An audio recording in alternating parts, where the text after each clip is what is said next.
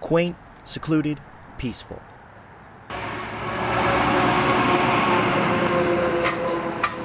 Bustling, alive, character. Descriptors that may come to mind when you think of suburban and urban communities. No matter the setting in which you live in, there will be schools in your community that the local children attend. Kind of.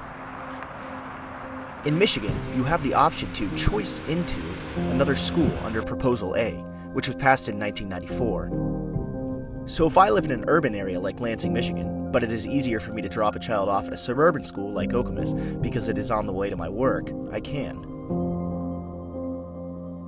Or if I feel my student would get a better education at another school, I could apply to choice into a school within my intermediate school district. But negative perception plagues some schools. The Lansing School District, out among the parents and out among the world, has this reputation for being tough, kind of like all urban districts get a bad rap because there's poverty within the district and there's a lot of kids on free and reduced lunch, and there are a lot of kids who need assistance to get through. There's a lot of kids who have problems at home that keep them from attending school on a regular basis. These are all things that kind of contribute to this reputation. A damaging perception for certain. When I came to college and I said I'm from Lansing Sexton, the two things they would ask me about is, did you ever see anyone get shot or stabbed? And do you know these athletes, basically? And so when you hear that thing as a parent, if I didn't know, and this was, and I was sending my kid to school, and all I heard was, oh, that Sexton or that Eastern or that Everett, they have these kind of kids, or their teachers aren't this, or their students don't go on to be successful. If I didn't know, why would I send my kid to a school like that? I wanted to, give her kind of the experience that I had growing up in Langsburg, which was more personable. I wanted more of a homey feel. And I thought that the Lansing School District was going to be, she wasn't going to get that one-on-one, friendly atmosphere. Is there merit to me saying my student would get a better education? We have many families that would say, oh, the schools are better in the suburbs. So we'll find a house out there. Well, that really doesn't make any sense when you stand back and look at that, because when you hire a teacher, most of them work their heart out for the children in your community, whether you're in the suburbs or the urban area. And the curriculum, as we mentioned on the phone, you never go down the highway and see a big billboard, well, enroll your child in our district because we have this copyrighted super whammy curriculum. Yeah. So the suburban districts have no monopoly on any fancy curriculum or whatever. We know what percentage of our surrounding schools have of our students. And we're able to track how many of our students are in Holt, how many of our students are in East Lansing. Almost a third of the students in East Lansing are Lansing School District catchment kids. So we know that. And so we are looking at what is it that we can do to bring those students back or to make them never leave in the first place. Yeah. And so just what programs, we offer programs that those schools don't offer. But even if you do believe an urban school like Lansing is not the place where your student would get the very best education to in turn be, quote, successful, there are consequences to choicing into another school. Proposal A also makes it so dollars are attached to the student and not coming from primarily property taxes. It was an effort to address some of these disparities between less affluent and more affluent schools. And so now schools receive an allotment, a foundation allowance from the state. And so that was supposed to equalize funding between schools. It hasn't worked perfectly, and there are a lot of holes in the law, but that was one of the intentions. Data suggests that since 1997, there has been a massive white flight from Lansing, losing half of their white students over that period, opening the door for a conversation on modern segregation and the effects. When people hear desegregation or segregation, we're thinking like back 1950s, Brown decision, black students can't go to school with white students. But there are a lot of ways that, schools have resegregated, so that's a contemporary conversation.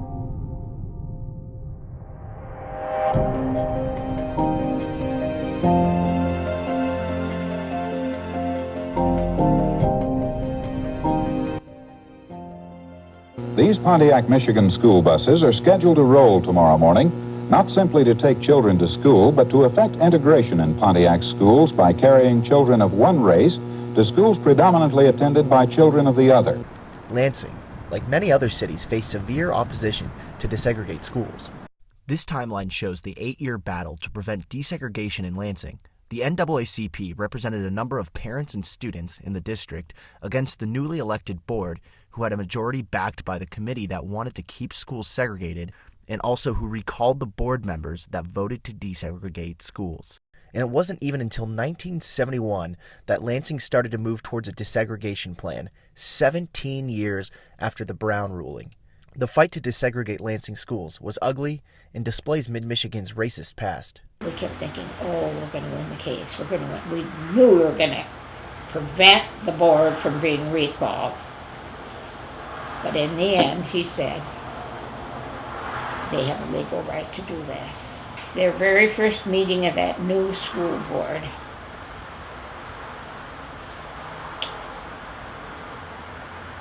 I remember standing up for the Pledge of Allegiance and then sitting down at the end.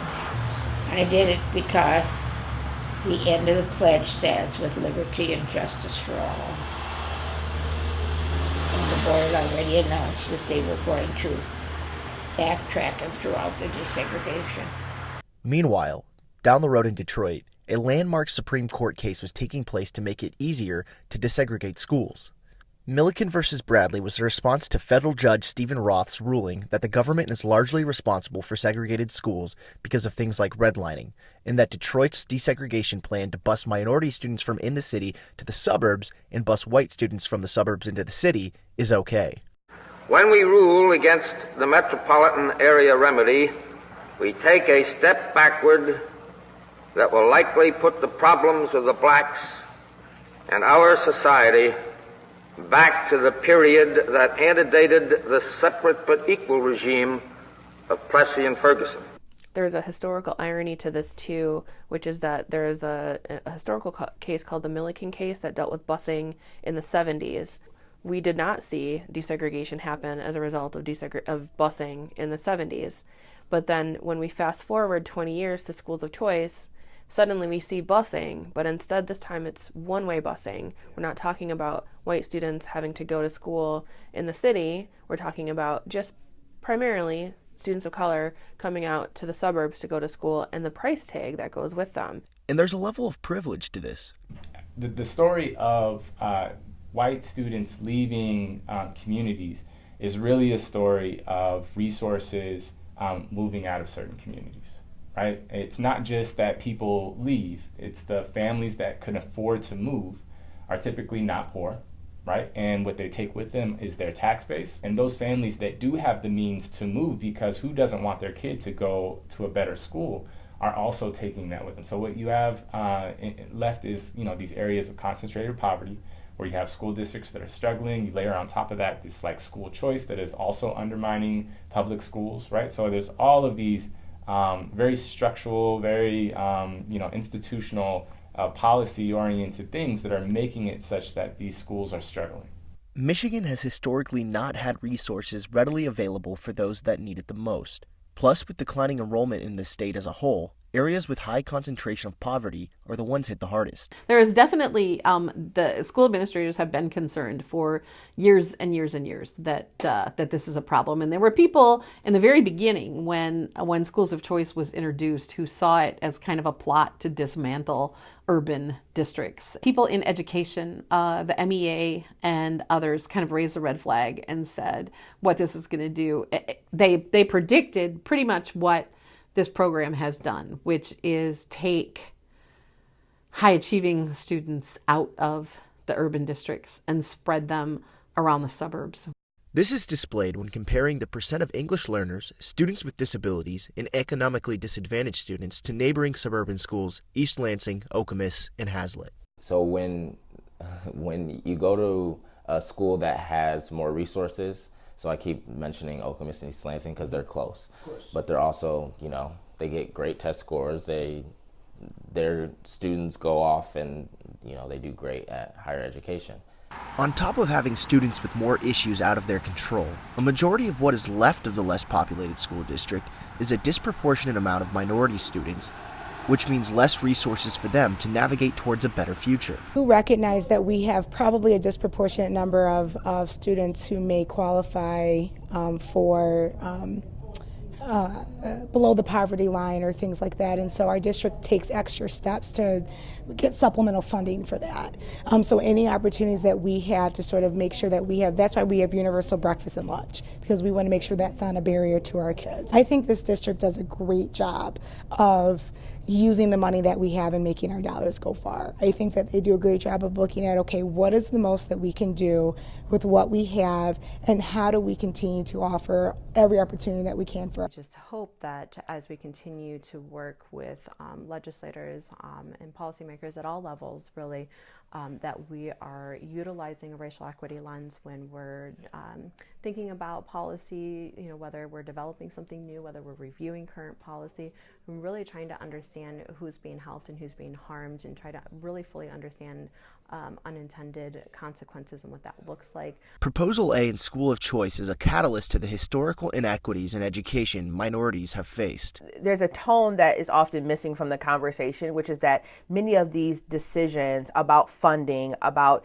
the community's makeup, racial makeup, economic makeup, are very, very intentional. There are policies behind many of these decisions. So thinking about Proposal A, even going back, thinking about redlining and the way that communities are structured. You know, it's not an accident that these urban cores are largely low income, are largely African American, Latino. It's because of policymakers making strategic decisions to say we are going to make it harder for these groups to attain resources and harder for these groups to be in certain areas, and then it make it easier for other groups. So how do we create a college-going culture in poor urban districts if we can't even address funding disparities that leave schools that need the most help worse off? Well, every kid should have a wonderful school with great teachers that make them feel capable, comfortable, highly supported, right? Every kid should have that. Yeah. Now, I do want to add a caveat to that.